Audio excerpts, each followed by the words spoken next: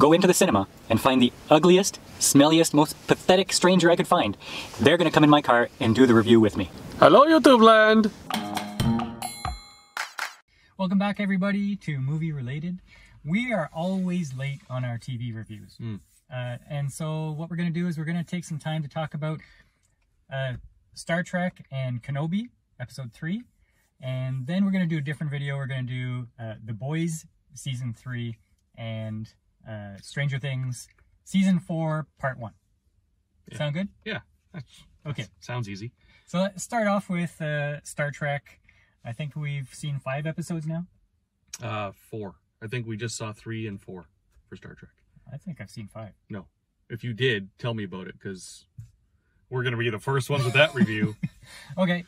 So, what do you think so far? Because I've seen fairly high ratings, but some very, very opposite feelings about the show. So is far. that right? Yeah. I like that it's a return to form.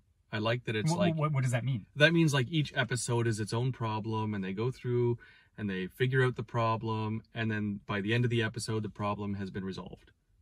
Okay. Right? It's not just a season that's a movie.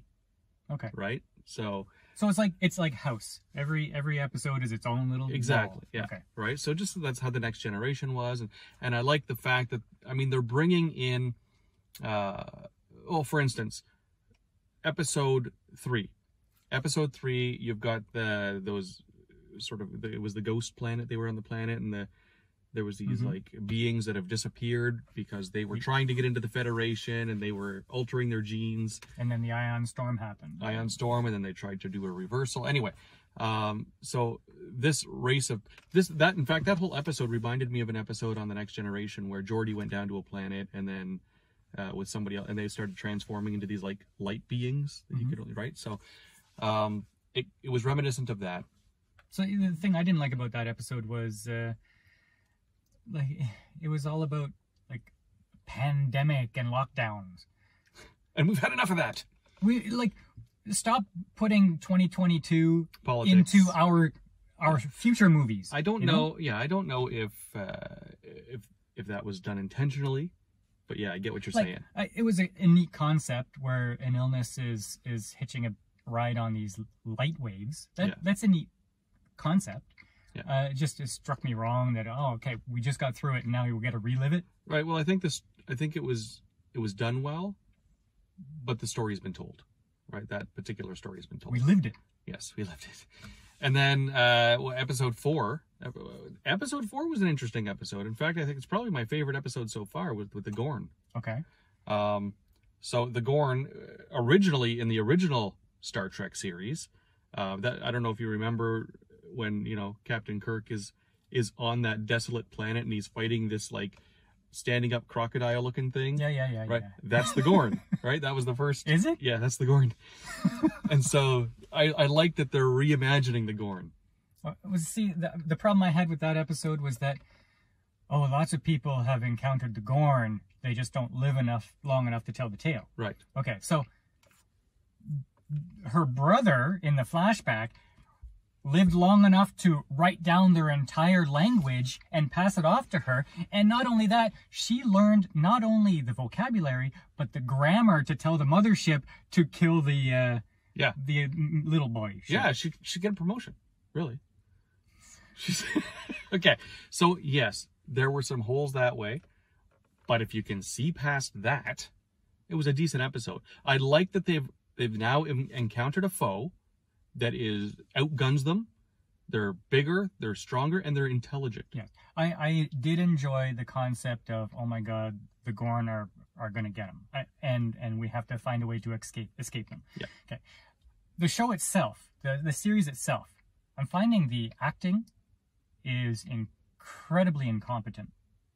I have no attachment to any of the characters whatsoever. No, but they're starting to give us some backstory. Yeah, but the problem is, they're not focusing on the episode mission, and then you learn through the actions of the characters what their personalities are. No. Every episode is, this one is about Uhura. This one is about the security officer who is the smallest person in the quadrant and doesn't know what the penalty is for striking a superior officer, apparently. And this one is about number 1, who is a very, very powerful woman. Yeah.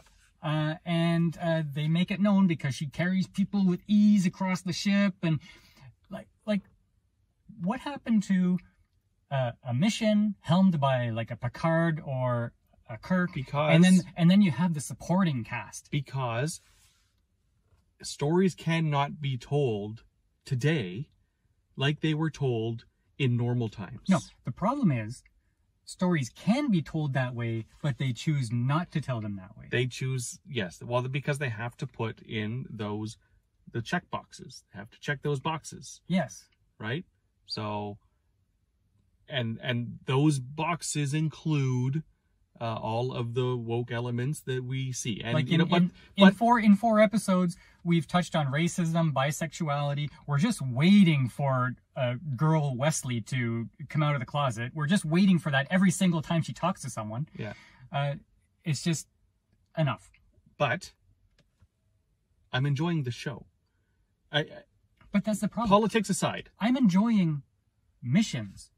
Yeah. And I'm hating the writing and the cast. Well, yeah, some of them, yes.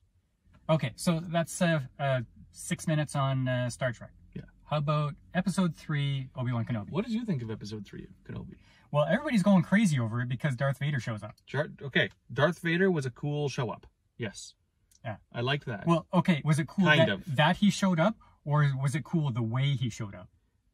It was cool kind of the way he showed up, right? So he goes to the planet,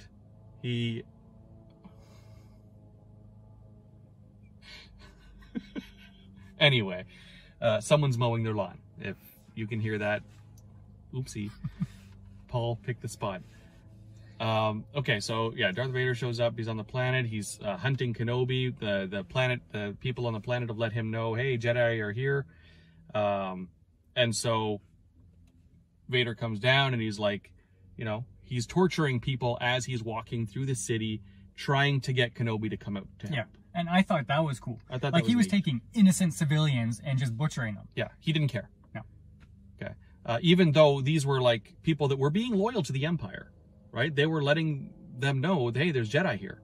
But no, we know that Jedi are going to have to come out and help because they foreshadowed that in episode 1. And he was going through and he was just slaughtering people using the Force. Great. Okay, but leading up to that moment, there's a lot of traveling.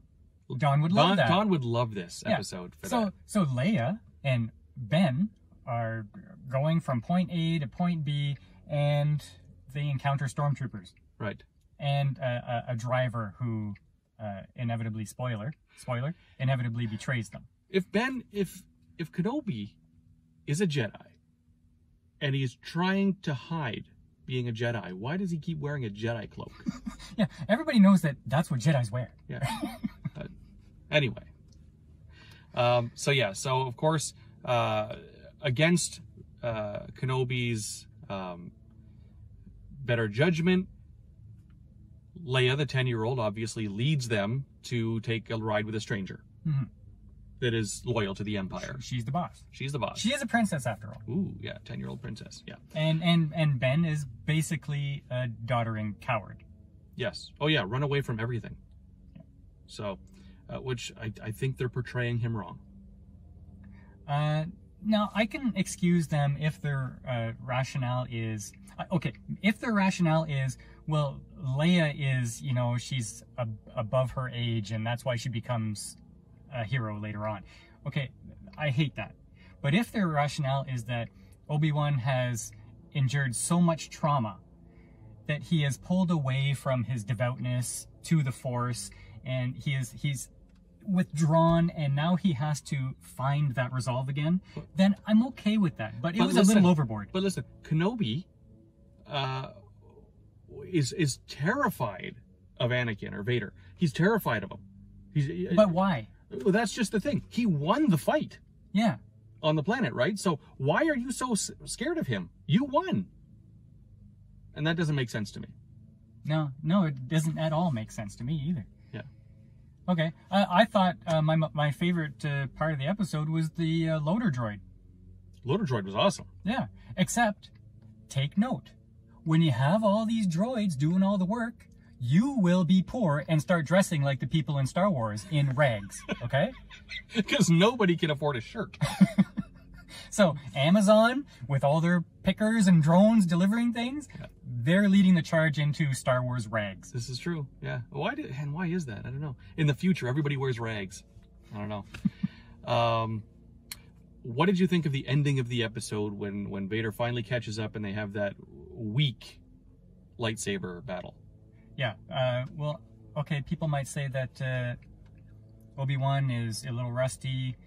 He's been withdrawn and hiding and hasn't been using the Force, and so that's why he wasn't very good in the battle. I would argue that Anakin was also burned to a singe, but he could still swing a lightsaber. Yeah, but he has been recuperating, and now he has this neat armor and stuff like that. So Obi-Wan was in a cave, you know, trying to hide. Sure. Yeah.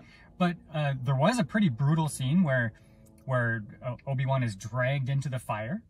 Okay, and then when Vader was done, he extinguished the fire. Woo! Yeah, but the fire reignites, and Vader can't figure out how to get to Ben after that. Yeah, yeah, you've done it 2 seconds ago. Just extinguish it again. Yeah. So, you know, because reasons. Yeah, they had to let Ben escape, and so this provided an opportunity. Yeah. Yeah. So, as for Obi-Wan Kenobi series, am I still interested? Well, it's not. I'm not interested because it's blowing me away, but it's not terrible. Yeah, I've seen worse. I've seen worse. Vader's here now. The story has progressed a little bit. We're gonna find out what happens to Leia because now the Inquisitor has her. Yeah, Reva wasn't nearly as bad in this episode as she was in the previous episodes. The problem with Reva is that I don't find her menacing at all. It's like she's just angry. She's playing a part. Yeah. But I don't think she was the right person to play that part because I get no intensity from her other than, okay, now you have to sound mean when you say it. Oh, die! I'm a mean person. That's the quality of the acting. Yeah.